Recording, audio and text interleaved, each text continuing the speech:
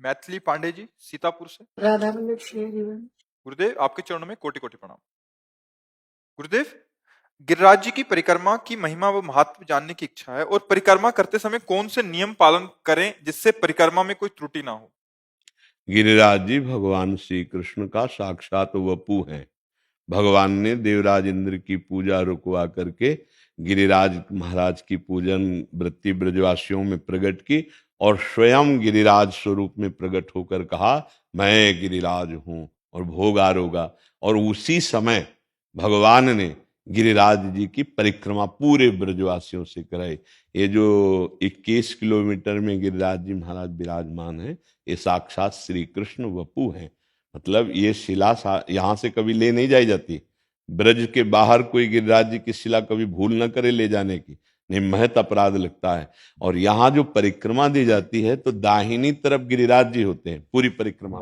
जब हम परिक्रमा देंगे तो दाहिनी तरफ आराध्य देव गिरिराज जी होते हैं। तो इधर लघु शंका न करे, इधर थूके नहीं, इधर कुल्ला न करे, लघु शंका कुल्ला बाई तरफ करे और पूरे गिरिराज जी में मौन परिक्रमा दे या नाम कीर्तन करे। बीच में कोई प्रपंच की बात न करे, कोई नशा न करे। जैसे अज्ञानी जन है, नहीं जानते हैं तो मसाला खा लिया या बीड़ी सिगरेट पी, ऐसा नहीं।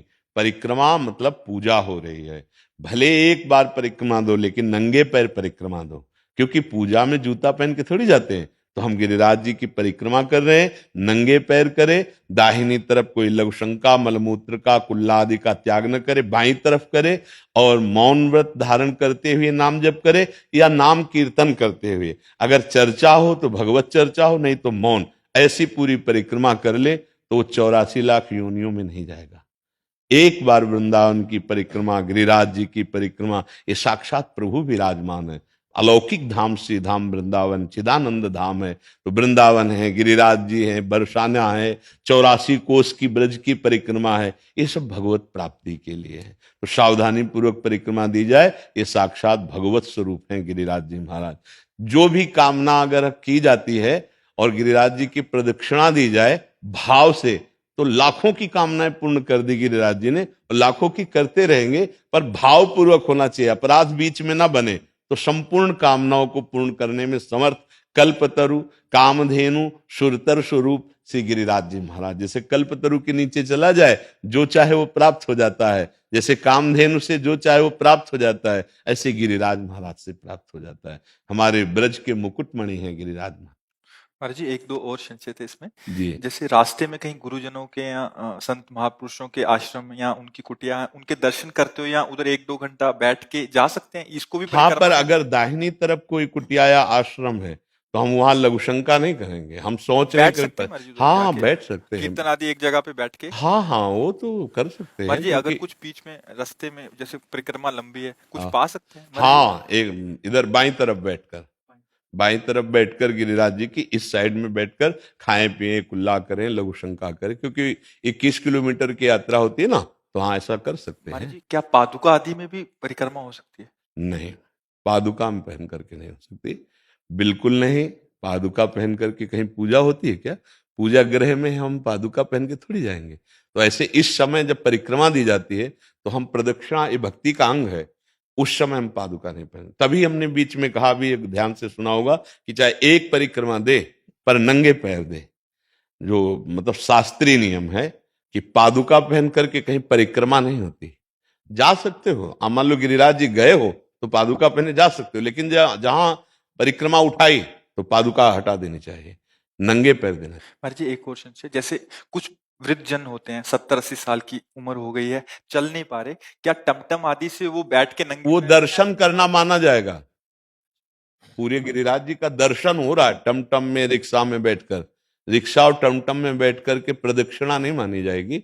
वो दर्शन कर रहे हैं आप गिरिराज जी की तलहटी के आसपास। गिरिराज जी का बड़े भाग्यशाली है वो भी। अंदर से ऐसी भावना कर ली जाए कि महाराज जी हम परिक्रमा कर रहे हैं, क्योंकि हमारा इतना शारीरिक हाँ, तो फिर उसमें तो अगर यहाँ ना भी आवे तो भी परिक्रमा का फल मिल जाएगा। ये तो गिरिराज जी आने की बात है। मान लो 1000 कोस दूर है और वो गिरिराज जी का दर्शन कर चुका है एक बार, और प्रदक्षिणा एक बार कर चुका है और वृद्ध है, तो 10 मिनट बैठकर एकांत भाव में आया, एकाग्रता पूर्वक प्रणाम करके प्रदक्षिणा शुरू कर दी मानसिक, तो उसको वही फल मिलेगा। ये भी बात है, पर इतनी एकाग्रता सिद्ध पुरुषों में होती है। अब मन तो एक सेकंड में कितना चंचल है, कहां से कहां पहुंच जाता है। पूरी गिरिराज जी की परिक्रमा पूरी एकाग्रता से अगर मानसिक दे दी जाए तो वो भी प्रगट परिक्रमा का ही फल प्रदान करेगा। पर बड़े भाग्यशाली, जैसे अब शरीर वृद्ध है या शरीर में दम नहीं है चलने की, तो वो गाड़ी में बैठ करके, मतलब रिक्शा गाड़ी वो नहीं होती, टमटम हाँ या टमटम साइकिल आदि, आदि, हाँ। तो वो दर्शन है। देखो, इसमें खास बात, जब हम कष्ट सहकर श्रम पूर्वक परिक्रमा करते हैं तो हमारे पाप नष्ट होते हैं। जो तप है, जो कष्ट पूर्वक किया जा रहा है, वो हमारे पापों को नष्ट कर रहा है। और पाप जब नष्ट होते हैं, हृदय निर्मल होता है, तो फिर हमें सुख की प्राप्ति होती है। हमें जो दुख मिलता है वो हमारे पाप कर्म है। इसीलिए कष्ट पूर्वक ये साधना की गई है। नंगे पैर ब्रज 84 कोस की परिक्रमा, नंगे पैर गिरिराज जी की परिक्रमा। अब जैसे 84 कोस की परिक्रमा अपने लोगों ने लगाई तो कोई पादुका थोड़ी पहनी है, सावधानी रखी गई। तो ये कष्ट पूर्वक तप है, जिससे भगवान प्रसन्न होते हैं, हमारे पाप नष्ट होते हैं। अब फिर सामर्थ्य नहीं है, तो वैसे तो आजकल प्राय सामर्थ्यहीनता ही प्रकट हो रही। जूता मोजा कार और इसमें जो है ना, तो वो कोशिश करेंगे पैदल चलने की थोड़ी, वो तो कार से ही देखने को। अगर ये हो कि कार से घूमने से फल मिल जाएगा, तो जो कुछ परिक्रमा लग भी रही वो भी बंद कर देंगे। तो खास बात यह है कि जितना तुम शरीर को कष्ट देते हुए नंगे पैर परिक्रमा दे रहे हो, उसका तो फिर अलग ही स्वाद मिलेगा। निश्चित निश्चित बहुत कृपालु गिरिराज जी महाराज है। कोई केवल दर्शन कर रहा है, कोई गाड़ी से केवल दर्शन करके आया, वो भी भाग्यशाली। पर परिक्रमा की तुलना नहीं हो सकती। जो नंगे पैर परिक्रमा गिरिराज जी की लगा रहे हैं, उनकी तुलना गाड़ी और रिक्शा इससे नहीं हो सकती। वो अहोभाग्य है। पर कोई नशा ना करें। प्राय हमने देखा है कि गलती कर देते हैं, जैसे बीड़ी सिगरेट और तम्बाकू मसाला खाया कि भाई इतना वो मेहनत कर रहे हो, त्रुटि भी कर रहे हो, ठीक नहीं है। अरे कम से कम 5 घंटे गिरिराज जी की परिक्रमा लगी, तो 5 घंटे नाम जप करो, 5 घंटे तो कोई नशा मत करो, 5 घंटे तो कोई गंदी बात मत करो, कोई गंदा चिंतन ना करो, तो उसका लाभ मिलेगा। तो कष्ट पूर्वक जो गिरिराज जी या वृंदावन की परिक्रमा होती है, विशेष लाभदायक होती है। महाराज जी, एक कोई संशय ना रह जाए इसलिए पूछ रहे हाँ हैं महाराज जी। जैसे अभी हम कभी गिरिराज जी आदि जाते हैं, क्योंकि कुछ संत जन आए एक एक दो दो परिक्रमा करते हैं, उनके पैरों के नीचे जी। तो सॉक्स आदि डाल लेते हैं, हाँ, तो वो सॉक्स क्या आदि है कि वो 2-2 3-3 जो परिक्रमा करते हैं, वो जूता नहीं पहनते, वो कपड़े की पट्टी बांधते हैं, क्योंकि घाव हो जाते हैं। तो उस घाव की स्थिति में भी उनको अपने नियम पूरे करने हैं, तो वो कपड़े की पट्टी बांध ले, या ऊन के कपड़े का ऐसा कोई। उनका उद्देश्य जूता पहनना नहीं है, उनका उद्देश्य कि हमें गिरिराज जी की प्रदक्षिणा देनी है। पर अब पैरों में घाव हो गया।